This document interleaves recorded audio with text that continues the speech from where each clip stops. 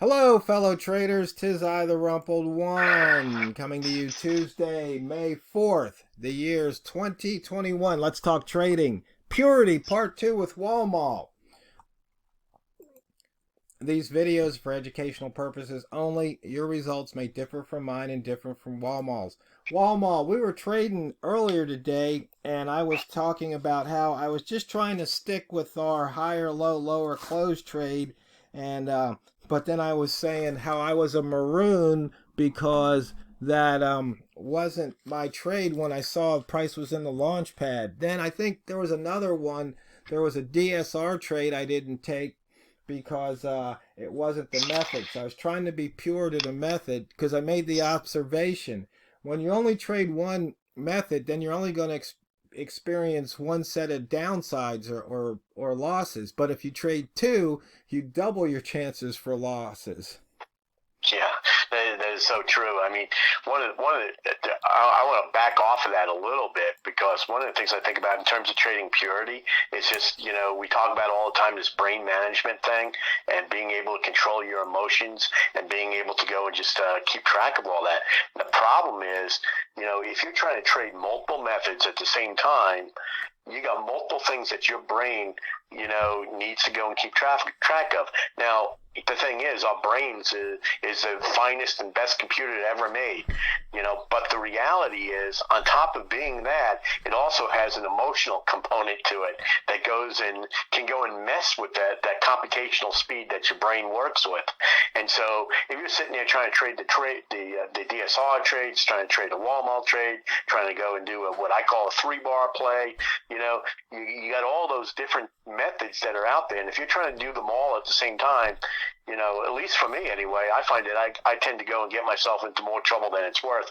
I find that, when I'm going to be pure. I'm only going to go and trade the Walmart method. That's the only thing I'm going to go and trade. And I'm going to look for I'm going to look at the charts and I'm going to see what I can find, and if I see a Walmart trade developing and it makes sense, I'm going to go and take that trade. If it doesn't, I'll just wait till the next hour, and it's like yesterday, we had some really great hours trading the Walmart method, and then I think it was around somewhere around 11 o'clock Eastern time, it's sort of like the shoe just dropped, and all of a sudden, instead of getting 25, 30 pip hours, we started getting like 7, 8, 9 pip hours, and it was sort of like, well, first of all, you shouldn't be trying to trade that method.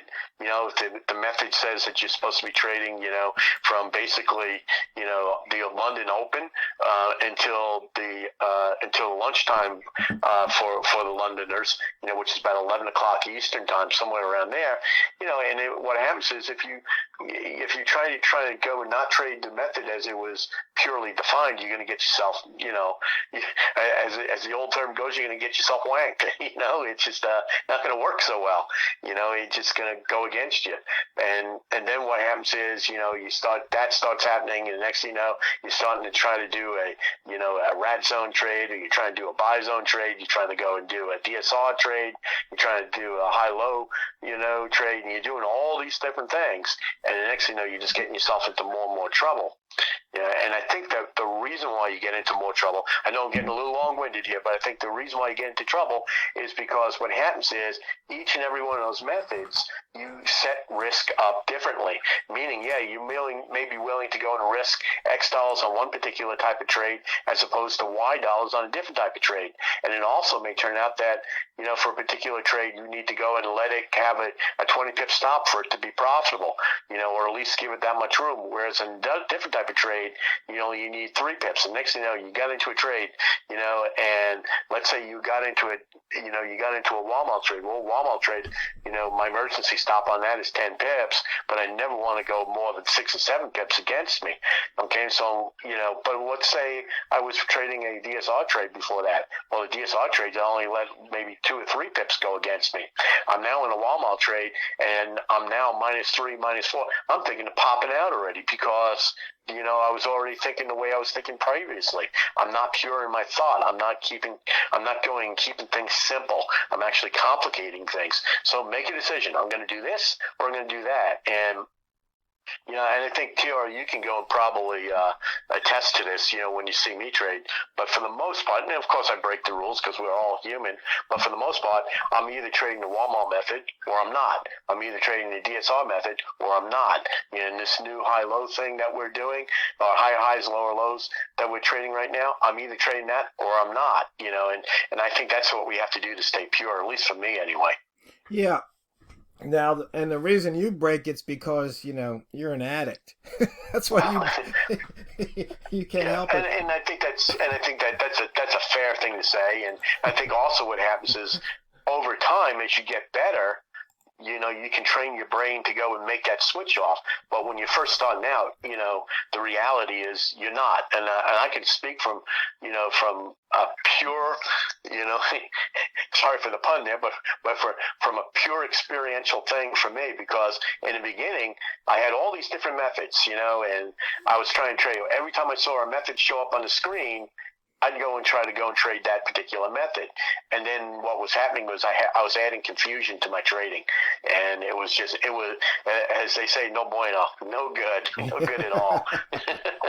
Yeah, because you just mentioned the Walmal trade, and if you look, it went through the 60 and it gave the opportunity to take maybe 3 or 4 pips off the table. But if you didn't take them, you only had it for, not even a full minute. Right. Actually, it gave you maybe 2 opportunities because that candle 3 candles ago, came off. Then that next candle tried to break that high, didn't, and then it just reversed. And we can see now you're 4 pips under the 60 line. Yeah, and the thing is, you had a clue there that you were only going to get maybe a couple of pips on that trade, because if we look and we see last hour, our high was at least on my chart, 61.4. Okay, so my idea there was, okay, that's a really good thing that I'm breaking that Walmal lane and Walmal line, and I'm also going and breaking that previous high, but the price was rejected in that area. So that tells me, you know what?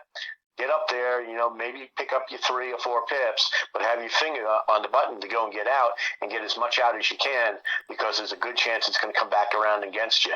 And that's just, experientially, that's what I would have seen there on that particular trade. And I probably would have gotten out, to be honest with you, if I had taken that trade, I probably would have gotten out with 1 pip after spread and commission. That's probably all I would have gotten, because what I would have done, normally 10-5-1 says at 5 pips, put your stop loss in at 1. But I would have gone, I probably, as soon as I went up there and saw my 3 or 4 pips get put in place, I would have just immediately put it at that and let it go, and take the chance that I may get more, but at the same time, protect myself, make sure I don't lose anything. Yeah. And that's just being pure with that trade. Yeah, and the other thing is about being pure is, going back to keeping it simple. Like, for example, with the Walmal method, you just have the horizontal lines every 10 pips, but we added the previous H1 high-low just because if it happens to appear, near the line, that might be a clue to either wait a pip or 2 or possibly get in a pip or 2 earlier on those breaks. But as far as, adding other indicators to the chart, it's real easy to muck up a chart. Like I said, turn it to a chart on drugs. So like, in this one, I just have my price near indicator. So when it's near these different levels, it'll show me what levels it's near. But as far as painting the lines on the chart and all that, no, I can just focus on the candle. And when it gets to the line, what do I want to do? And I already know what I want to do. So it's whether all I have to do is maybe look left and go, maybe I'll wait or maybe I'll take it. Exactly, and that's what we need to do as traders. Yeah. And that's an experience thing that I keep on talking about, because I can't teach anybody to do that. And I don't think, TRO, you can do that either. That's just more of, you learn to go and do it, and you just there's this innate feeling, sort of like, sometimes, a lot of times, in fact, you and I will go and jump into the same trade. Sometimes because we talk about it, and sometimes just because it just happens that way. And I'll stay in longer, or you'll stay in longer, because we have an innate feeling as to what it's going to go and do. And it's just from experience, knowing that, hey, I've seen this before. And it's been said before that there's nothing new in the market, and that's true. There is absolutely nothing new in the market. Everything that you see happening today has happened in the past, and it will probably happen again in the future. And so by that experience, you're able to take advantage of that. Yeah, and so I was showing the boys and girls and non-binary traders our highest low, lowest high. That we've been looking at. And from a purity standpoint, there was one time today I missed a signal. And then there was one time where I took the signal just because there was the signal. It's like there was no thought. And then I think it ran against me a bit, but then it worked out. And then I think you took the second signal. And you were saying, well, why you waited versus why I didn't.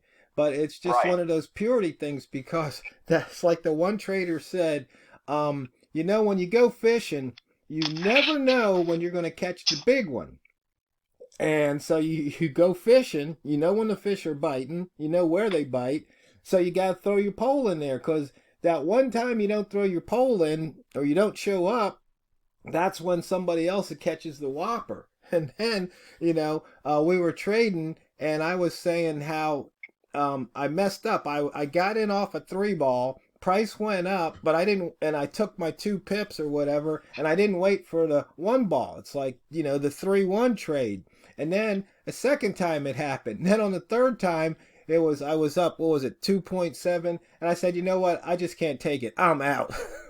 But had I waited, I would have had another 2 pips. So that's just part of me knowing me, and knowing, it's probably from all the experiences I've had, of price going back and then being stuck in the trade. So it's like, you know what, if I can sit there and take 2 pips, consistently, and I do that 5 or 10 times a day, that's fine. I don't care what's left on the table, because once I leave the table, I'm not at the table. Well, that's sort of like, if you can guarantee that you win only 2 pips a day, okay, in a very short order, you can be a millionaire. And I don't care what your starting pot starts at. I don't care what your original account size is, because if you can guarantee that you can go and get 2 pips a day, yeah, and you're smart with your money and you're smart with your money management, so you don't blow accounts and whatever, you can become very, very, well-to-do, let's say, in a very short time. And it's just because, the number of pips that you take in a day, is not really the biggest important thing. The biggest important thing is managing your money, making sure that you're not running out of money, and being pure with that, and so that you don't go and run into a problem. And then if you, at the end of the day, every day you come out and you're 2 pips ahead, man, now it'll compound up pretty quick. Yeah, and it's the funny thing is, it's like, you've got your daily goal of 10 pips, and I've kind of adopted that, because it's one of those things about going to the well too many times. I mean, there's been so many days where I've been up, 10 pips or more, and I keep trading, and then all it takes is just that one trade, that one thing to go against you in the blink of an eye, and now you've given back all your profit, maybe more. You're just fighting, and you got all that extra stress, which is totally unnecessary. It's just like, okay, I made 10 pips, I walk away, I'll come back tomorrow.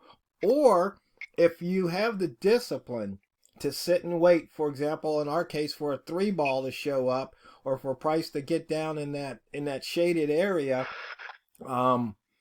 then then it's okay to take those trades. Right, exactly right. Yeah. And that's along the same lines. What you're doing is, I'm going to harp on it again, and that's this whole idea of purity. What you're doing is you're staying true to the method. You're staying true to what your game plan is. That would be sort of, if you don't do that, that would be sort of like, you go and you're going to go and play a football game, and you made up all the plans. You did all studying of all the players on the other side. You know what their weaknesses are. You know what their strengths are. You've done the same for your own team. Put together this entire plan of how you're going to go and take on the game. And then on the very first play, what do? You throw it out the window. and you go and do whatever, haphazard. And, I've talked to a lot of traders over the last year or two, and so many traders do that. They put together all these things. They put together the money management. They put in their capital preservation plans. They put it, they put in their risk management. They put in their trading plan in terms of what and they're we're looking out for. of time. It's not what you trade, it's how you trade it.